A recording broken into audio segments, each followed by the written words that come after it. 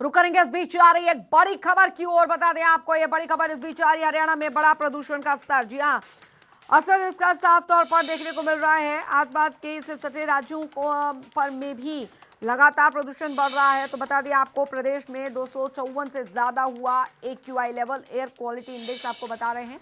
तो खतरनाक होता AQI का 254 स्तर का ये स्तर जो है वो पहुंच चुका है। ये इस वक्त की बड़ी खबर हम आपको बता रहे हैं। पराली और पटाखों से प्रदूषण जो है वो बेहद तेज गति के साथ बढ़ रहा है। हरियाणा में भी आपको बता दें वातावरण में प्रदूषण का जो जहर है वो घुलता चला जा रहा है। कई शहरों में AQI का स्तर बेहद बहुत ज्यादा खराब हो चुका है। प्रदेश में 254 से ज्यादा हुआ AQI लेवल। तो बता दें आपको न सिर्फ राजधानी दिल्ली बल्कि हरियाणा में भी प्रदूषण के बढ़ते खतरे की वजह से लोगों के लिए बहुत ज्यादा मुश्किल हो रही है सांस लेने में। हालांकि इस बीच किसानों से लगातार अपील की जा रही है कि वो पराली ना जलाएं, लोग पटाखे भी ना जलाएं। और इस बीच इस दिशा में आपको बता दें कि कई सख्त कदम जो है वो उठाए जा रहे हैं ताकि बढ़ते प्रदूषण की दिशा में इस बीच काम यहाँ पर हो सके। और ज़्यादातर जो इंडस्ट्रीज़ हैं जो कि जहरीला धुआं होती हैं उनमें भी यहाँ पर प्रोक्योरमेंट जो है वो की जा रही है ताकि बढ़ते प्रदूषण की दृष्टि से इसे रोका जा सके। हालांकि आपको बता दें राजधानी दिल्ली में भी कई जो कदम है वो उठाए जा रहे हैं। वहीं हरियाणा की बात की जाए तो बहादुरगढ़ में AQI का स्तर 304 पहुंच गया है।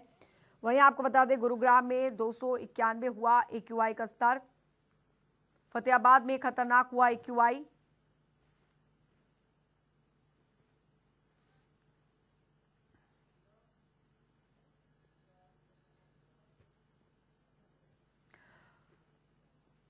और पूजा संवाददाता हमारे साथ फरीदाबाद से इस बीच जुड़ गई हैं और दिल्ली से संवाददाता स्पर्श शर्मा हमारे साथ इस बीच जुड़ गए हैं ज्यादा जानकारी के साथ।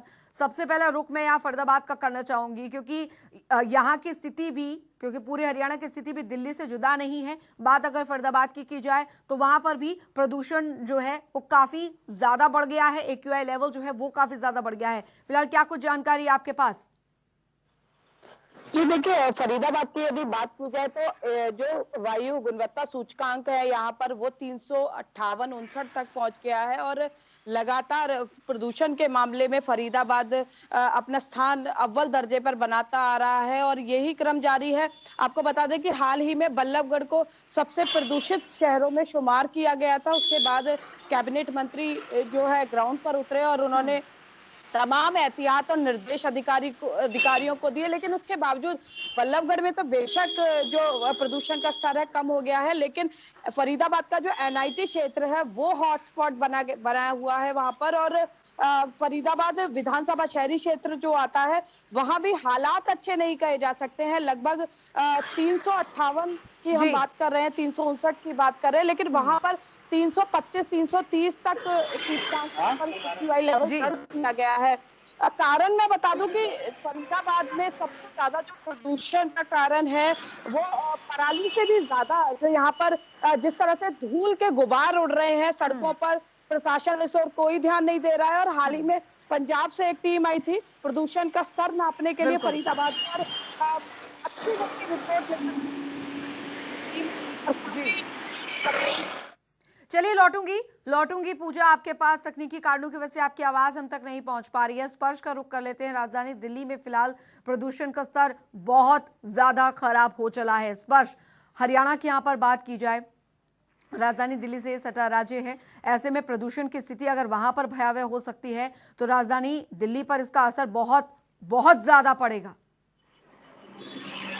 देखिए बिल्कुल अंजलि, दिल्ली जो है लगातार प्रदूषण की चपेट में आने लग गई है।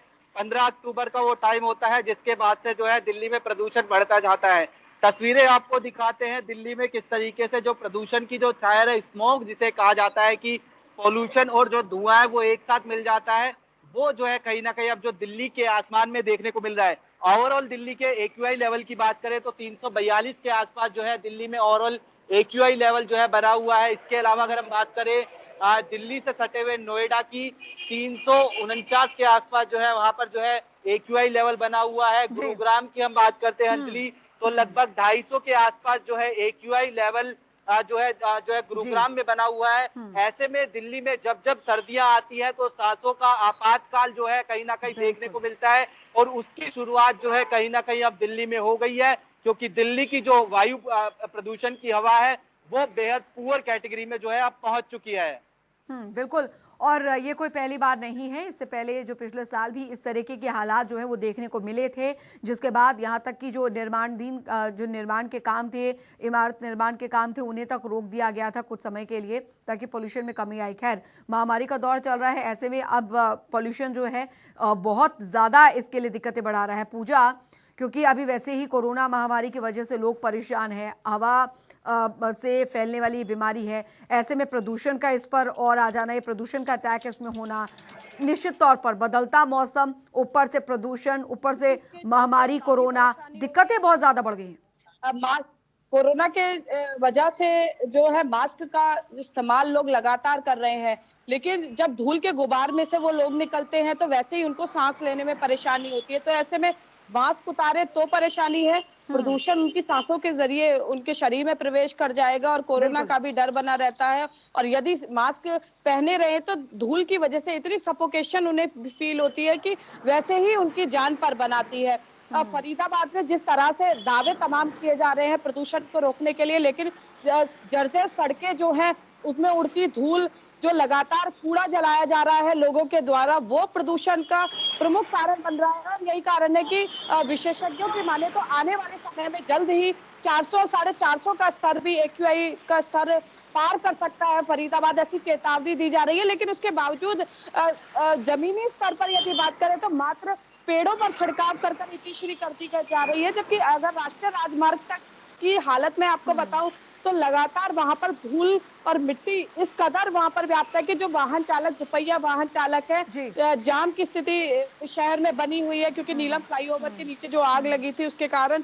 उसके बावजूद वहां पर दुपहिया वाहन चालक का खड़ा होना मुश्किल है। जो लोग ऑटो में सवार करते हैं और जो निजी अस्पताल है, क्लिनिक है, सरकारी अस्पताल है, प्रदूषण के चलते वहां पर जो अस्थमा के पेशेंट है, दमा रोगी है, उनकी संख्या में पिछले अगर एक हफ्ते की बात करें एकदम से बहुत ज्यादा इजाफा आया है। तो फरीदाबाद के लिए खतरे की घंटी है, क्योंकि विकास रुका हुआ था कोरोना के कारण, जितने निर्माण थे अब धीरे धीरे वो शुरू हुए हैं। और ऐसे में जैसा कि हमारे सहयोगी स्पष्ट ने कहा कि अक्टूबर माह प्रदूषण को लेकर एक अलार्मिंग सिचुएशन होती है और नवंबर में हालात और भी क्रिटिकल हो जाते हैं सर्दी की वजह से भी। और दिल्ली में जिस तरह से स्मॉग है, फरीदाबाद में भी स्मॉग की चादर देखी जा सकती है। और आने वाले समय में जो प्रदूषण नियंत्रण बोर्ड है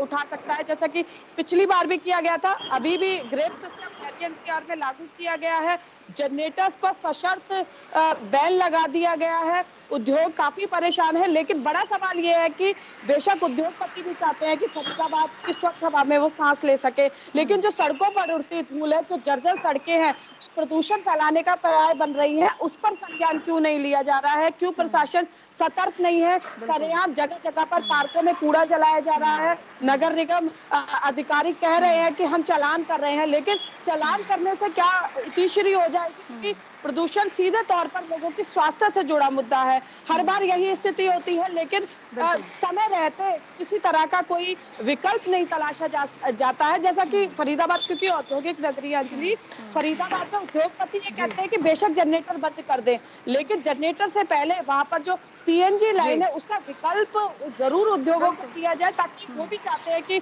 उनका काम भी ना रुके और साथ साथ प्रदूषण भी ना फैले। तो तमाम पहलुओं पर सरकार को गहन चिंतन करने की जरूरत है। इस मामले में सरकार को लग चुकी है कि क्यों समय रहते, जब हर साल अक्टूबर नवंबर में ये स्थिति बनती है, तो क्यों नहीं सरकार इसके लिए करे? बिल्कुल, तो सरकार को भी इस पर ध्यान देने की जरूरत है। बहुत बहुत शुक्रिया स्पर्श आपका और पूजा आपका इस तमाम जानकारी के लिए।